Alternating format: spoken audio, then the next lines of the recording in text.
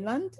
And we have links, and I will share this document with you so that you can find out exactly where this information is. But if I click it now, you can see that when you go to MCC, you will find this page over here that says, would you like to earn your endorsement? And then it gives you a whole lot of information. You would first need to fill in a form, and then you need to take a practice test, and then you will join a cohort. And once you join that cohort, after you've passed your test and they put you in the right place, and you join this specific cohort, at the end of it, then you do qualify for $1,000. Do you have to go through this? No, you don't have to go through this. You can still have practice. You can do the practice exam on your own, but this specific one is a program where you do earn $1,000 at the end of it. All right, the practice that we do Saturdays, and I'll show you the dates that we will start in December, is for the exam 5652. That is CS2 practice. That's the new one. And here we'll show you a quick glance of what the exam is about. It's a 3 hours exam with 100 questions. The format consists of a variety of selected response and questions. It's divided into these different categories. One is impacting of computing, algorithm, and computational thinking. Make sure you look at the different percentages, because the algorithm and programming, those make up 55%. We do spend a lot of time on those in our Saturday time, because that's where most people have a little bit of problems. And then they have data, and they have computing system and networks. 1, 4, and 5, those ones are usually for studying material, but then the other ones you would need to study and use what we call ETS pseudocode. All right, for those who want to join us, the next session is going to start in December, and it's going to start December 5th, 12th, and 19th. Then, of course, we'll take a break.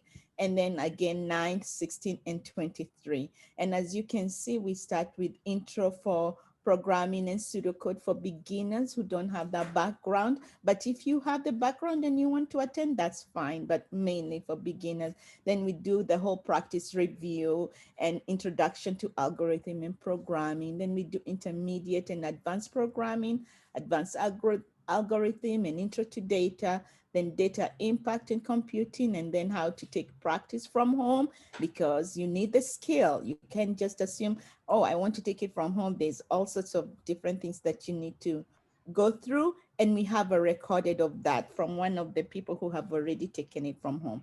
And then we have the computing system and networks and cyber, that was done by Kim the last time, because Kim has been teaching cybersecurity and networking for a while. But the person who is behind all this that you don't get to see, that is Nick Yates from Baltimore Public Schools. So a little bit of me, and here is all about Nick. Nick has Yates have been doing a lot with the material, and we have worked well to streamline that material and to answer most of your questions. And most of you now do get an email from Nick. I know all of last year you got emails from me, but Nick is doing all that now. So that's just a quick runabout of what the practice looks like here in Maryland. And I hope those of you who are thinking of getting that endorsement can join us.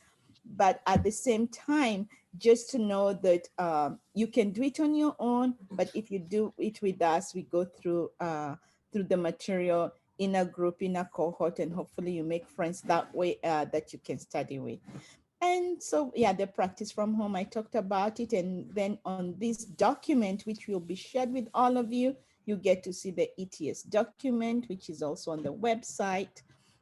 And the way we have other materials that are being prepared by MCCE, and that material you can use. And most of that material is from Khan Academy, and also some that have just been made by teachers here in Maryland who have already gone through this program.